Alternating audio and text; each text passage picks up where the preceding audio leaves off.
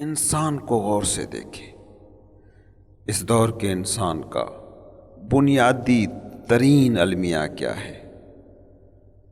انسان کا المیہ ہے کہ وہ حواس کا قیدی ہو گیا ہے، وہ سینسز کا قیدی ہو گیا ہے۔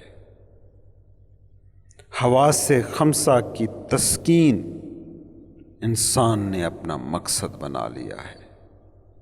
دوسری طرف تم دنیا کے ہر مذہب کو غور سے دیکھو، ہر روایت کے صوفی کو پوچھو، وہ تمہیں یہی کہتا ملے گا کہ جو بھی حواس کا قیدی ہے وہ دیوانہ ہو کر رہے گا، انسینیٹی اس کا مقدر ہے، وہ اس زندگی کے معجزے سے کبھی آگاہ نہ ہو پائے گا، وہ معجزہ جو اس کے اندر بصورت زندگی موجود ہے۔ واقعات جو اتھل پتھل کرتے ہیں، انہیں یہ اختیار کیسے دیا جائے کہ وہ انسان کے اندرونی سکون کو برباد کر دیں؟ واقعات اور بے چینی باہری دنیا کی خصوصیت ہے، مگر انسان کی فطری حالت پرسکون ہے۔ جھیل کی سطح پر لہریں ہوتی ہیں، مگر جھیل کی سطح پر چاہے جتنی بھی بڑی بڑی لہریں اٹھ رہی ہوں، اس کا اندر ہمیشہ پرسکون ہوتا ہے، پرسکوت ہوتا ہے۔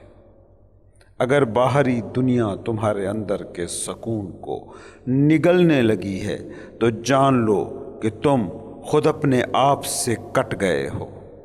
تم زندگی کو، اس کے حسن کو دیکھنے والے نہ رہے۔ زندگی کے حسن کو دیکھنے والے لوگ کبھی باہری واقعات سے اندرونی سکون کو نہیں کھو دیتے۔ حواس سے خمسہ انہوں نے تمہارے دماغ میں اتنا ڈیٹا بھیج رکھا ہے کہ تم اس کے تجزیے میں ہی محو ہو گئے۔ ذرا غور سے دیکھو، معلوم پڑے گا کہ تمہارے پاس دماغ کے جمع شدہ ڈیٹے کے تجزیے کے علاوہ اور کوئی کام ہی نہیں رہ گیا ہے، اور دماغ کو فی دن 80,000 کے قریب تھاٹس کا جو کٹھن کام تم نے سونپ رکھا ہے، اس نے عملاً انسانی دماغ کو مفلوج کر دیا ہے۔ دماغ اس ڈیٹا سے، اس مواد سے وہ نتیجے نکال رہا ہے کہ جن کا حقیقت سے کوئی بھی تعلق نہیں ہے۔ تھوڑا سا غور کرو، دیکھ لو گے کہ اس وقت تم سب اپنا دماغ بن چکے ہو۔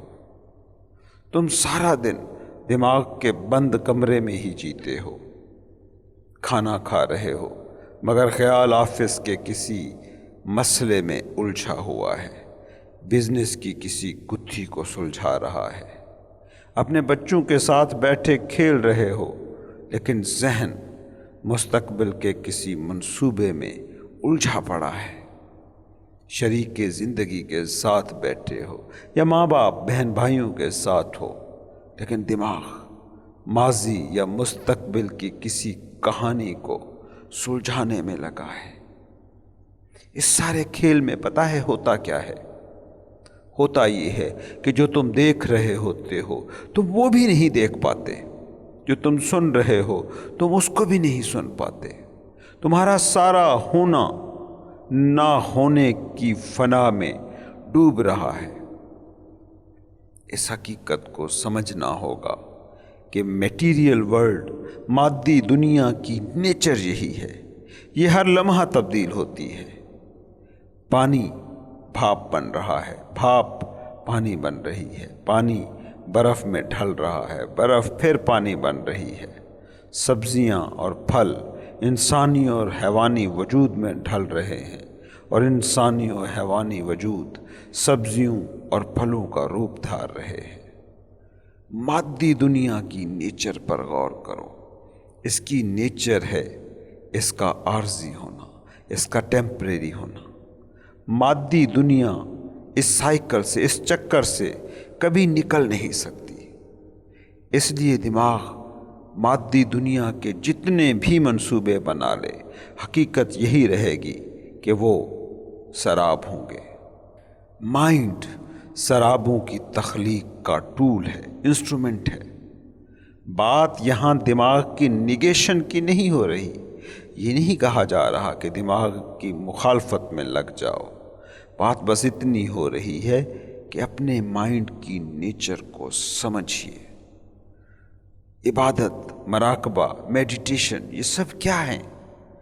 بیٹھ کر اس دماغ کی نیچر کو سمجھنا۔ دماغ کے پاس سارا مواد سینسز کا، حواس خمسہ کا مہیا کرتا ہے۔ حواس خمسہ صرف مادی چیزوں کو، میٹیریل تھنگز کو ہی کیچ کرتے ہیں، اور میٹیریل تھنگز، مادی چیزیں، چاہے تمہیں وہ جتنی بھی ٹھوس نظر آ رہی ہوں، ان کی نوعیت لمحاتی ہے۔ اس ساری ترتیب کا منطقی نتیجہ یہی نکلتا ہے کہ مائنڈ جو بھی منصوبے بنا رہا ہے وہ سراب ہے۔ جو اس حقیقت کو جان گیا وہ ہے صوفی۔